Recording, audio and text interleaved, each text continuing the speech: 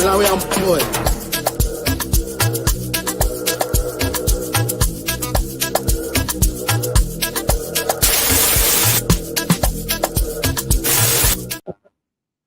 Hello guys, how you doing? Welcome. Sorry I took a bit of time. I was on another stream, but I said as soon as I'm done, I'm gonna come here. Look, it was Crystal Palace versus Man City. Obviously the game ended 4-2. It could have been more goals from City, and we could have gone top of the league because of the goal difference. But obviously Crystal Palace scored 2 goals, 2 very easy goals in my opinion. We're going to talk about KDB because I know when I did my preview, I said KDB has to be on the bench. I still hold on to that. So I'm going to explain that in a minute. Obviously, KDB has got 100 goals for City this and in the Prem now. And also, we're going to talk about the counters, where Man City is easily being counted in this season, and it's making it very, very, very easy for opposition to score. Obviously, Crystal Palace scored within 3 minutes, and they've got a new manager who they're trying to play expansive football. To be honest with you, we'll talk. For now, guys, if you're new, subscribe to the channel. There's a comment here by Brian saying, Patrick, for 6 seasons, 90% of the teams we face sat back and counted. Yeah, they counted, but we handled the counters better. I remember. Let me bring in my boy Veta here. Bear with me for a minute. Let me bring in Veta for a minute. Bear with me for a minute. Wait. Yeah. Okay, so I remember before, right? We had one advantage before. The advantage we had before is when people count us. I'm responding to this by saying, well, there's my man Veta coming in, even doing a bit of skills. My man Veta is doing a bit of skills before he comes in. So let me answer this. I said, I remember we used to get counted 2017, and the counters used to look this messy. If you remember, our 2017 team could score more goals, but we could ship goals. And that's the issue we had in the Champions League, where Man City were being knocked out of Champions Leagues because against Monaco, for example, we were easy to get through the middle. Forward to the other Pep teams after 2017, 2018. I know we were Centurion. It was amazing, very good record. Pep decided to control the midfield. Our games were more controlled. We used to win and not let people counter us so easy. We'll break the counters before they get there. Then now I am looking at our team. It reminded me of 2017 Champions League, 2017 Prem, where yes, we could win 7-5, but I didn't like that. I didn't like winning 7-5 because that's the same 7-5 that got us knocked out in Champions League multiple times, and sometimes these games used to be basketball games. So all I'm saying is we've gone to a point where, yes, teams sit back. We know the counters, but the counters are much easier now. I don't know if Veta being disingenuous. It's just I'm telling people that that's the reason why I keep making that point, that he controlled the counters. Maybe it goes back to me now, where last season everybody was telling me that there's a point why Jack Grealish is in the team is to control the ball because you want that midfield controlled. So it goes back to me now. I wanted expansive football. Now I've got it. I'm now complaining. So as a fan, you never be satisfied. No, but see, you bring up a good point, and everyone, if you're tuned in right now, just tuning in, you're watching on a replay, hit that like button and subscribe if you haven't already. No, you're absolutely right. But the thing that's funny, us as City fans, is there's a counter to everything. There's a plus and a minus. There's feedback. There's a reaction. So when we do play, let's say that transitional or quick pace game, we concede something. And then if we play the controlled game, we concede something else, right? So there's you can never be complete and do everything perfectly because there's always a counter. But I think it's also because these are still kind of like early days when I say that for the club because of the transition of players that left. Like, I mean, we're always going to have funny conversation on the football terrace and things will always angle in terms of United versus City at some point. But when they want to remind us that we lost Gundogan or lost Mahrez, and you and I, we watched the Together Trouble. Yes, Mahrez didn't have the most games played last season, but he played within the rotation with regards to, especially with the FA Cup or even maybe the the dead leg draws that we had in Champions League, but he was still there. And Gundogan, listen, he was so important. So when you have those players gone, there's going to be that miss in the midfield, that miss in terms of controlling and preventing transitions against us. Not, it doesn't fully fall to Jack, but I think the system as a whole. The 2017 days, listen, that's what, year 2 for Pep? Yeah, it was So, year 2. you know what I mean? So that's year 2 for Pep. So even the midfield and everybody being gelled, it wasn't quite there yet. So to be caught on certain transition, but playing so attacking, I think Pep is going to bring that all to. This is why I'm so excited for next season. This is all bonus, Patrick. This is bonus for us this year.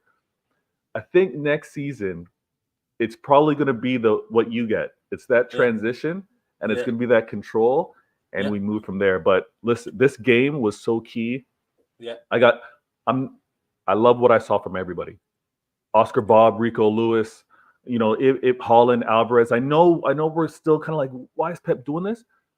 But we need to have this rotation, and if he does it, man. I wish it was 4-1 instead of 4-2, but hey. Yeah, I know. That's the thing, because look, this is the thing. Am I still on mute? You can't hear me. Oh, you're good now. Well, you can't hear me. For a second, I didn't hear you, but you're good.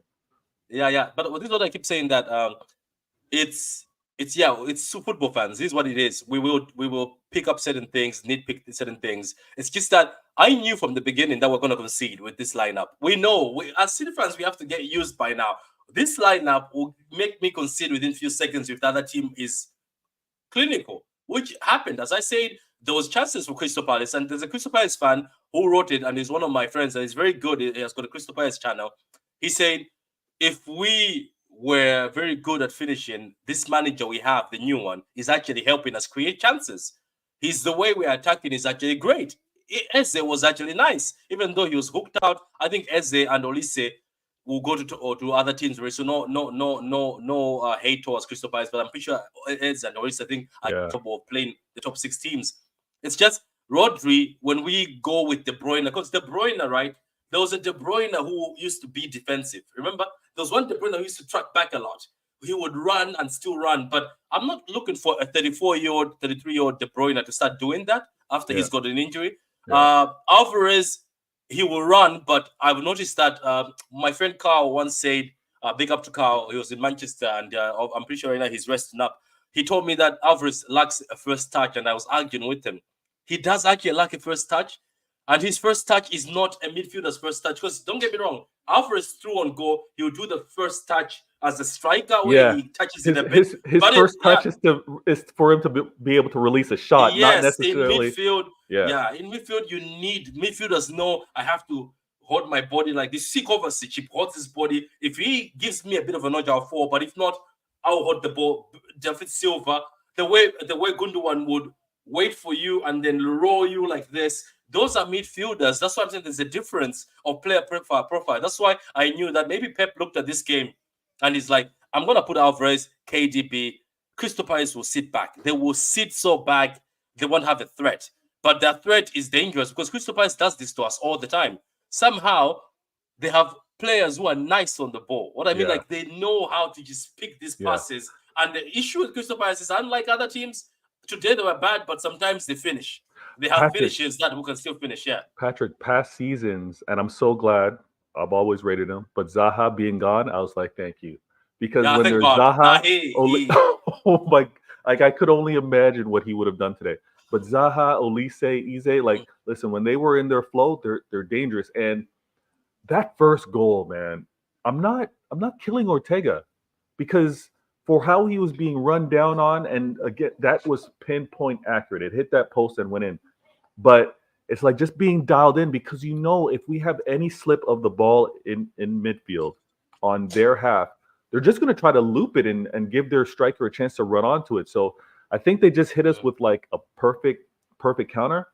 But, and I saw you smiling on the football terrace, the fact that they chose to be that attacking, when Arsenal fans were so upset for us to say, like, listen, yeah, you got your draw, we understand it. All we're saying is we expected you to be a little more attacking. We saw it today. Because honestly, when they were on the front end to attack, they had very good chances. Very, Jordan, very good. Yeah. Jordan hitting that crossbar, Patrick, I was yelling so much because I was like, oh my gosh, it's gonna happen.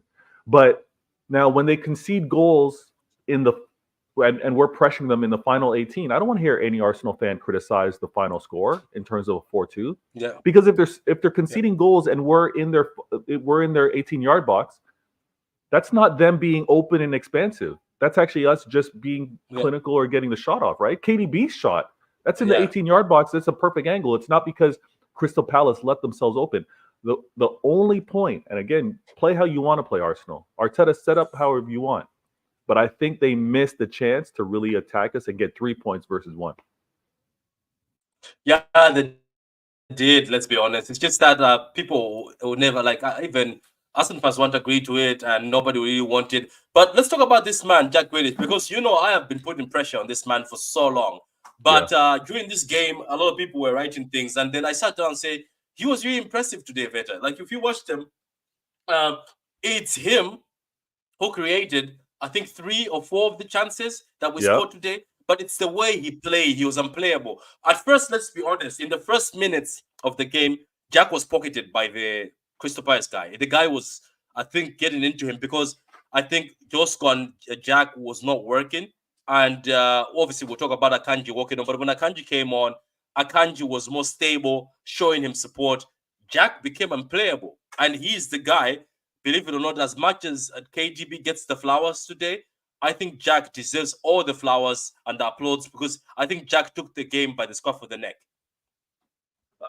I have to agree with you. And it's 2 games in a row now that Jack being very Yeah. direct, very impactful, right?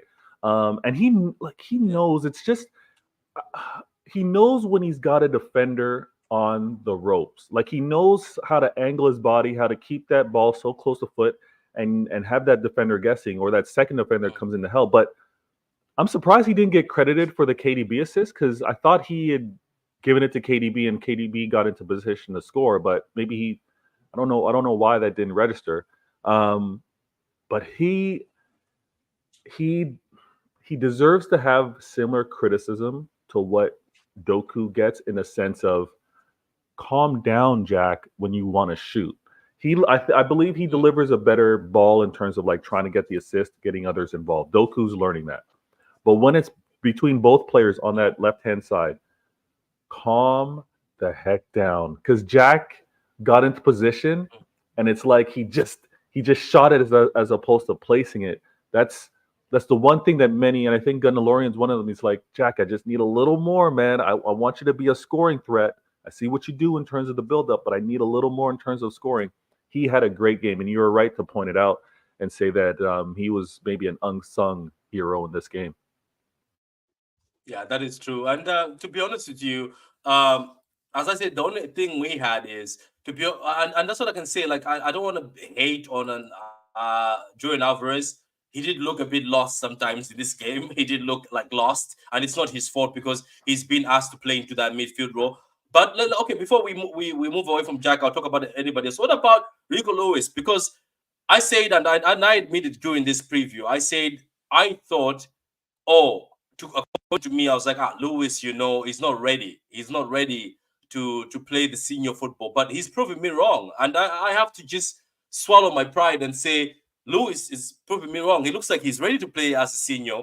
But where would you see him? Because do we see him as a fallback? Because he said in his interview after the game that he prefers himself as a midfielder. So how do we handle that now? Because that's what he said. He said they asked him, what do you prefer? He said, I prefer myself as more of a midfielder than that's what he said, than the right back. Yeah, I think he can. I think he can play in the midfield if it's in that similar John Stones role, like if it's that inverted partnered with a Rodri or double pivot in the sense. But him solely as a right back, I do worry about it, depending on who would be supporting him at center backs, right? Like, I think he might be 1 or 2 years out in terms of building strength. I don't know if he can improve on his quickness, but not so much like speed, but just quickness in terms of reaction. Physicality, yeah. Because we've seen Roberto Carlos.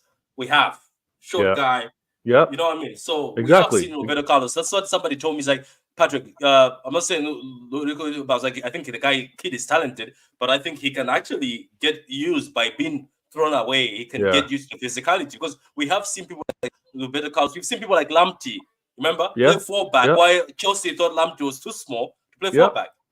And I think, yeah, I think again, I'm not even, I wouldn't have been killing for his size. I think he's okay. It's just a matter of him maybe adding a little strength, maybe reading the game. Because again, if he feels most comfortable in the midfield, there's also less attacking threat. If you're the right back, you need to be dialed in. And we think of some great left wingers that are out there. So I'd rather see him inverted for now.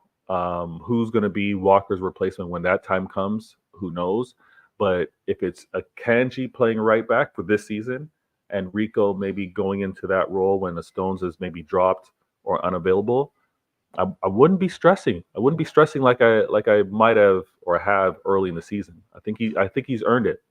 Yeah, on that note, guys, keep liking the video and subscribe to Veda Games, and Veda will obviously shout at the end if he's got any shows. Now what I'm gonna do about this man, because what are you going to do about this man? Because this man here, like, we've had number twos at City and it's been peak. Most of the number twos have been shipped out. Some were good, then they made mistakes, and people were like, nah. But this man, apparently, those rumors that last season Pep wanted because of Edison. Remember, Edison was messing up at the beginning of the season a lot. Pep wanted to make this guy the number one before Edison stepped up and woke up and gave us those amazing performances. But this man is just, I know the first goal, there's nothing you can do. He tried, he stretched his leg, but I think Mateta put it way, way far from him. But I don't know what else you can do about this man, because this guy, my God, his positioning is incredible. His distribution has become great at the point where in recent games, I don't even feel like, oh, it's Ortega in goal. Is it just me? I just feel like I think it's just you. And what he did today, come on, what he did today, I was like, no way. What he did, I had to rub my eyes and I was like, oh, that is Ortega, because that was an Ederson move with regards to what he did.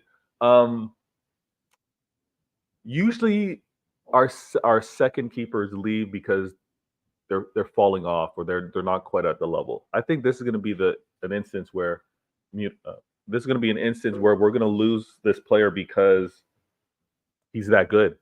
We're going to lose him because he actually deserves to be a number one somewhere. And would you hate on that? I don't think we would. No, we can't hate on it, man. Any of the top teams right now will take him. Yeah, we can't hate on it right now. I think it's just one of those where we enjoy it while it lasts. The fact that he stepped up with Ederson being hurt is huge. And I think it's been the case for many keepers, right? Like, you look at what's happening over at Liverpool. Like, Kelleher has many Liverpool fans feeling comfortable even with Alisson being out for the stretch that he had. So Ortega's been phenomenal. He kept us in this game. He kept us in this game because being poor position, like you mentioned, it would have been tight and stressed and possibly a draw instead of the win that we got. It could have. A lot of lack of control comes down to the extra attacking responsibilities Rodri is taking. That is true. Rodri can't do everything. He needs help. I understand your KDB take, but I think it's an overreaction of a small sample size of average poor performances. No, I'm not trying to say, don't get me wrong. This is where City fans get me wrong. I'm not trying to say KDB is done and dusted. I was saying, in certain moments, I was just saying we look more comfortable in midfield. And it's the fact that I want Foden. Like, sometimes it seems Foden needs to take the rings. This thing where, bring KDB, Foden has to be on the side. I just think this is going towards Rodri and Foden's team. It happens in life. Trust me, it hurts. Yaya Toure, I never thought Yaya, I'll ever say Yaya has to go. Yaya was my player. Yaya Toure was but David Silva, man. David Silva, we've seen players in this team, good teams, man. Like, there's been players in this team, but it is what it is.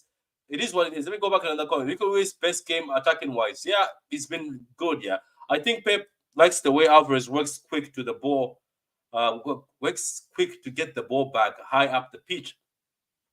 Let me be honest with you. I think Pep just loves Alvarez. I don't say Alvarez is a bad player, but I think Pep just loves Alvarez, that he finds a place for him. Because let me tell you somebody, I think Nunes is capable of also winning the ball back quick like that. Do you get my point? Even Nunes is that fast. So it is what it is. Yeah. John Stones stepped forward after losing the ball. John Stones didn't have a great game today, if I'm being honest. John Stones, Ruben Diaz, especially a few moments. Ruben Diaz was not that great. The touch from Ortega, Rodri laid it off. And you know Yeah, what? that Roger layoff for KDB was nasty. That was Yeah, it so was. good. It was. That's the thing. You know what I'm thinking. Do you see this thing where Pep is like Bruno Guimaraes, or maybe he was looking for Rice or somebody? I have a feeling that it's not Rodri to continue holding all the time. I think he wants to this Rodri. I think he wants to have a Yes. Bruno, because this Bruno Guimaraes thing, I knew it, and you know what? I said it like a joke. I said, "Oh, Crystal Palace 100 million is close on Bruno Guimaraes. You've just given him to City." I said it when it happened. Somehow in my head, I was like, "You're giving it to City." I was like, "It's Okay. just perfect." City just love to get into your club. They don't want to talk to anybody but your player, and your player pays off. I just feel like when I look at Bruno, we need him. He reminds me of Fernandinho. Yes, nasty. He gets that, Yeah. he puts it on, Yeah. and that's why, and people hate him for that. But he gets away with the red yellow card, same as Yeah. Fernandinho. And I Very think true. maybe Pep wants this Bruno and Paqueta thing, because people say Paqueta when he comes in, but Paqueta plays wings. You know that Paqueta Yeah. actually plays as a winger sometimes. He He's plays as played a winger. winger, He's played 10, false nine. deep, It's deep. He plays everywhere. So okay, so it says Rodri laid it off. Yeah, Rodri also needed rest today. I think he did.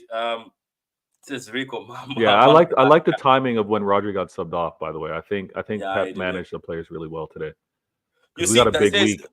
you see, Bruno Guimaraes to do the dirty work. It might need that, and trust Yeah. me, I think telling Rodri that Rodri knowing that there's somebody who is capable of sweeping the defense, I can play. I think that'll be trouble for Moss, because with his Yeah. body and when he starts dribbling, people would struggle to get the ball off him. And look at the assists. Have you noticed that Rodri's assists are clean and nice? People don't get them. No, They're clean and nice. and this is the thing. Like I know that we kind of went off on a little tangent because everybody reacts to Professor Hamza, but Rodri has had to be like so dialed in terms of reading the game defensively and looking to how to unlock some of these low nasty blocks that we come Yeah, across. yeah. And he's been amazing. And again, to your And point, remember what the documentarians keep saying, that Rodri is such a sore loser, so he doesn't want to lose. He's so no, competitive. he's so So I competitive. think I think that's why he leaves the back when he sees things are not working out. I think that's why Rodri leaves the back. I think he wants to say, you know what, fuck this, I'm not losing. You've seen Yeah. when he loses. You've seen when we concede. He shouts in that midfield. Yeah. No, and I think not that it's motivating him, but I think it's one of those things where it keeps him focused. All the players know about his streak, right? So it's one of those things where it's like, listen, let's all be on. We're playing. Let's continue this, and the non-losing streak for me is important in terms of like it keeps everyone playing at a high level, and I think they're for it. Rodri, man, for a game with a few poor passes, you always see how important he is, though. You always see, and Yeah. this is why we stress we need him rested. I was watching this game and I was like, please no yellow card and please sub off early. Let me make When sure you're rested. when it dropped to the floor, I know you were sweating. When it dropped Man, to the floor, you were I was like, like, get off this the pitch. Get off the pitch. We need you this yeah. week. We're joined by Big UK. How did you see the match as a neutral or as an Arsenal fan sitting there before you played Brighton? I'll be real, yeah. Seeing that game, watched a bit of the first half, and then obviously your defensive vulnerabilities. Then obviously I saw you now showing you came back into the game, and then you were just relentless. You didn't stop pushing, and you just and like you had an exceptional game, like wonderful, and leading the City team by example. Yeah, like I feel like him being it sort of allowed him to come batteries and try and prove a point to Pep. Yeah, fair. Vita is going. Vita, do you want to shout out your channel? Yeah, man. Listen, always a joy to be able to have the timing work out and jump on your show. I'm Vader Games TV. So you just add the TV to my name, Vader Games TV.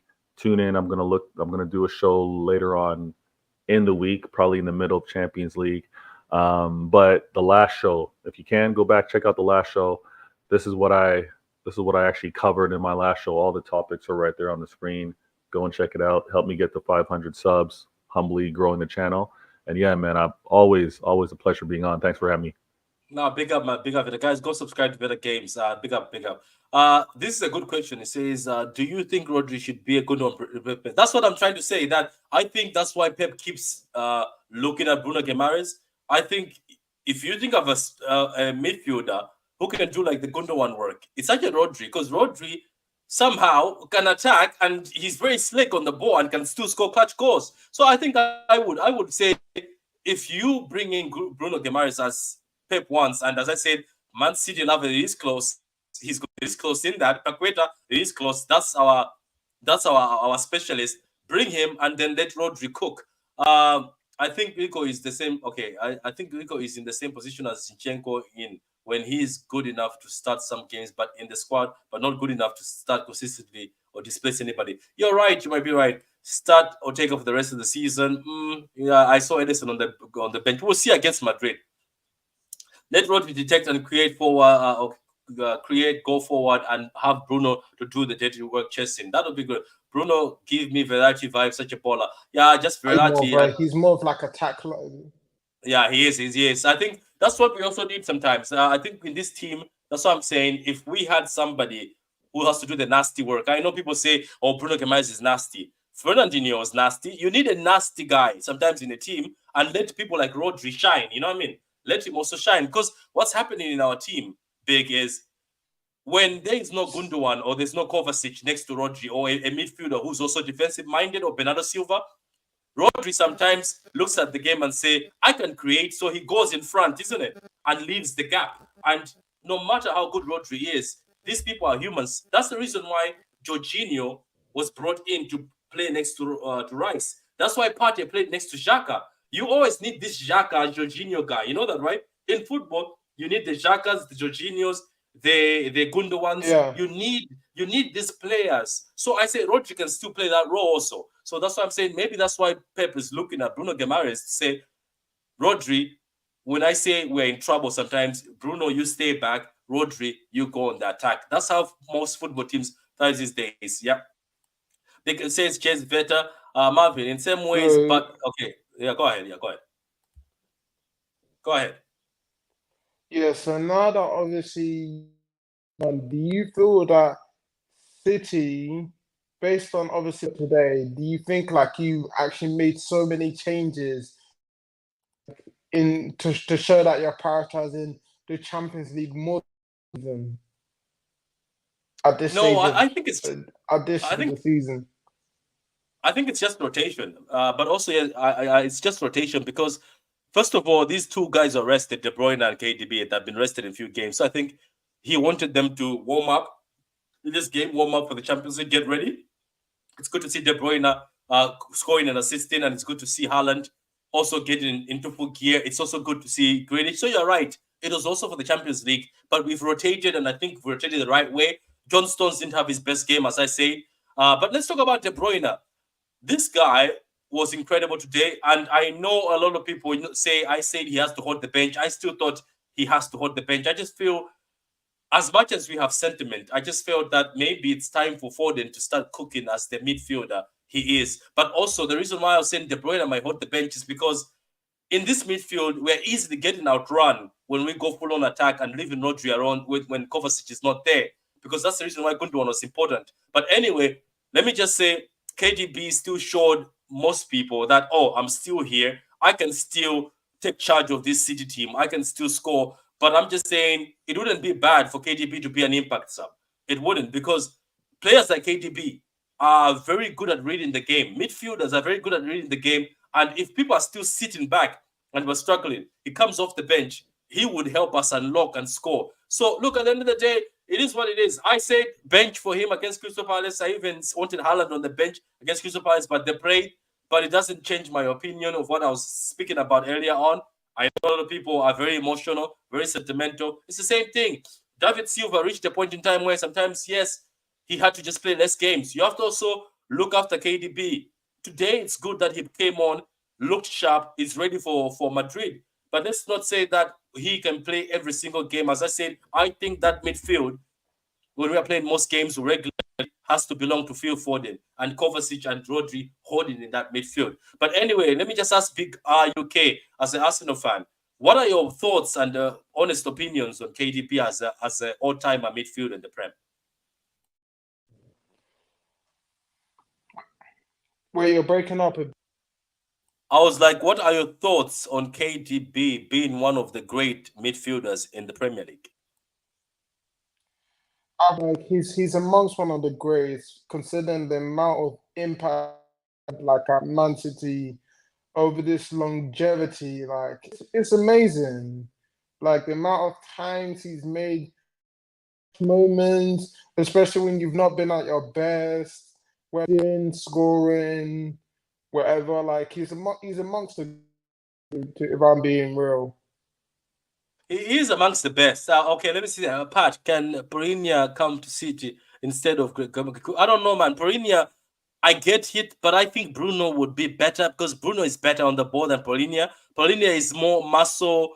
I would just clean up. I would rather have somebody who's also good on the ball because I've seen Bruno like assist. Bruno Guimaraes assist at Newcastle, and he's very nice on the ball.